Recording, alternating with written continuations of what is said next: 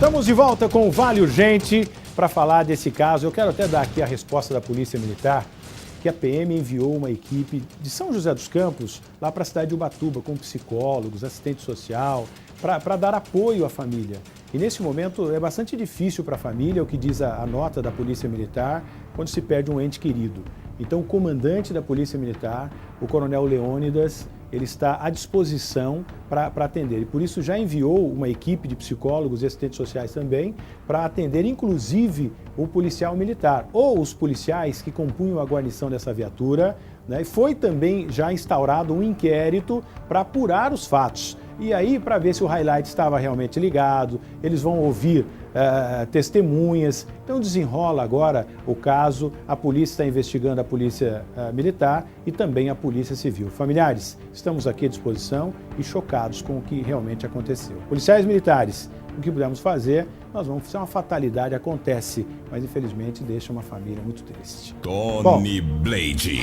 Continuamos aqui para falar de um caso de um jovem de 16 anos que foi apreendido ontem com uma certa quantia de dinheiro e também droga. Isso foi na região leste de São José dos Campos. A mãe reclama o seguinte: eu entrei em contato com o Conselho Tutelar, eu falei com a saúde de São José dos Campos, eu tentei recuperar meu filho, mas não consegui. E chegou a esse ponto que a polícia, os policiais foram até lá, encontraram a quantidade de droga com ele e ele foi apreendido. Coloca aí a mãe, que eu quero ouvir a mãe falando comigo aí.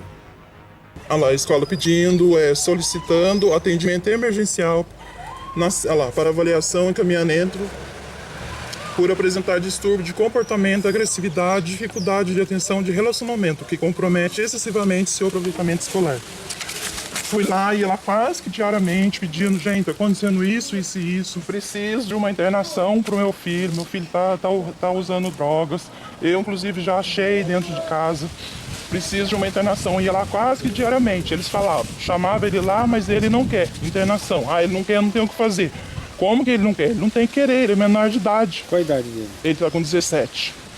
E pedi, chorava, implorava, implorava. Até agora não resolveu nada. Passou pelo CAPS AD, foi 2 vezes no atendimento, não quis ir mais. Passou com psicólogo, não quis mais, abandonou a escola, abandonou tudo. Tudo isso o Conselho Tutelar sabia, não tomou providência nenhuma. Inclusive, a última vez que eu estive lá, e eu falei para eles: vai chegar uma hora que o meu filho vai entrar por aqui algemado. E eles falaram: mãe, mas não depende da gente, a gente fica de mão atada também.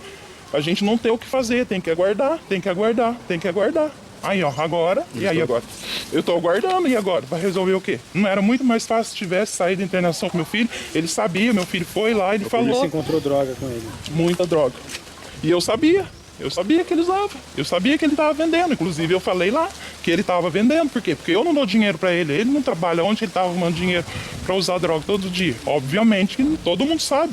E ele sabia o porquê que não tomaram providência. Agora eu, como mãe, eu não posso bater, porque se eu batesse, com certeza, na mesma hora a polícia estava lá e ia me prender. Eu não posso pôr na rua, eu não posso medir força com ele, porque o senhor viu o tamanho dele. Eu vou medir força com ele, eu vou botar meu filho na rua. Mas eu sempre dei amor e carinho com meu filho, nunca deixei faltar nada. Ele chegava, tinha comida, a roupa dele lavada. Ele só não está em situação pior. É porque o amor de mãe que eu tenho por ele não deixa. Porque eu cuidava da roupa dele, dava comida pra ele. Porque se eu não fizesse isso, ele podia estar aí, ó, com um raquítico, andando que nem um mendigo na rua. Por quê? Porque não tem, a lei não funciona. Eu lia todos os dias lá, eu entrava na internet, tá escrito lá que o dependente químico, ele é, pelo Ministério da Saúde, ele é considerado como doente, ele é considerado uma doença, ele tem direito ao tratamento, mas cadê o tratamento? O Conselho Tutelar não ajudou? Não teve. Falaram dessa última vez que eu tive lá, que mandou pro Ministério Público. Voltei lá essa semana de novo, segunda-feira passada eu voltei lá. Eles falaram: mãe, não tem o que fazer, o Conselho Tutelar não tem mais o que fazer. Já foi mandado, já foi pro Ministério Público e tem que aguardar uma decisão do juiz. Eu falava: gente, mas eu tenho que aguardar quando? Meu filho sai de casa num dia e volta no outro. Eu não sei o que meu filho tá fazendo na rua. Uma hora, eu posso ser vítima dele. Queria um tratamento. Eu queria uma internação para ele. Eu fui atrás de internação particular, moço. Uma internação mínimo, R$2.000. Eu nem trabalhando, eu não estava trabalhando. Eu parei de trabalhar para cuidar do meu filho, para não deixar meu filho numa situação pior do que ele já estava. Ia lá, eles conversavam. Volta para mim, pode segurar aí, Pedro, a sonora. Já deu para a gente entender, né? E ela diz que o Conselho Tutelar não fez nada. Eu recebo aqui né, antes da gente colocar o delegado, Daniela Penelope, que é do Conselho Tutelar. Daniela, você ouviu aí o que disse essa mãe? Desesperada, porque ela buscou auxílio e ela disse que o Conselho Tutelar não fez absolutamente nada. Então a mãe fica realmente revoltada, né? São pessoas simples, pessoas que buscam auxílio, né, através das autoridades para tentar resgatar o filho. Como é que funciona numa situação como essa? Por que o Conselho Tutelar não agiu como ela cobra? Então, boa noite, Tony. Boa noite a todos que estão aqui ouvindo a nós. E primeiro eu quero deixar meus sentimentos à família, porque infelizmente essa fatalidade, esse problema, espero que seja, né, solucionado. E em relação ao caso dessa mãe, primeira questão é a gente entender um pouco sobre o funcionamento e as atribuições de um conselho tutelar, né? Realmente, um pai chega nesse ponto sabendo, entendendo que o filho é usuário de droga, seja crack, maconha, cocaína, seja o que for, ele realmente entra num processo como essa mãe, de não saber mais o que fazer e procurar o conselho tutelar. Chegando esse caso no conselho, o que nós fazemos? Nós solicitamos um relatório da escola, como ela mostrou, para entender como é que está o comportamento desse aluno, encaminhamos para o CAPS-AD, porque realmente uma internação compulsória ou uma internação querendo esse adolescente ser internado, ela não pode ser feita antes de uma avaliação médica, é lei, é um direito que ele tem de querer ou não. Agora, quando realmente o conselho esgota todas as possibilidades, dá advertência à criança ou adolescente, fala com os pais, vê que os pais estão fazendo tudo o que tem que ser feito, a gente realmente apresenta o caso para a promotoria e a medida de internação compulsória, ela tem que ser tomada a partir do juiz. O Conselho Tutelar eu não posso fazer uma medida de internação, não é minha atribuição. Daniela, o Conselho Tutelar, nesse caso, não poderia ajudar, ou seja, internar contra a vontade do dependente.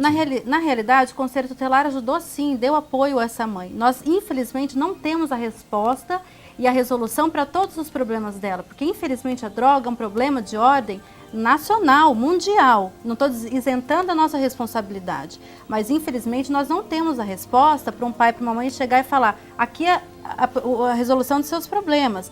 Só que a internação compulsória, ela pode acontecer sim, sem que o adolescente queira, mas em alguns casos, e quem determina é o juiz. Eu preciso ir para o intervalo comercial agora. A pergunta que eu fiz é a seguinte: o conselho começa no Conselho Tutelar e termina no Ministério Público, e daqui a pouco a gente volta falando um pouquinho mais nisso aí, para poder entender. O Conselho Tutelar não tem o poder de tirar o dependente químico e internar à força, ou seja, sem a vontade dele. Eu volto já, depois do intervalo comercial, para a gente seguir falando desse caso e depois trazer uma notícia boa para vocês também aqui. Dá um tempinho que eu já volto.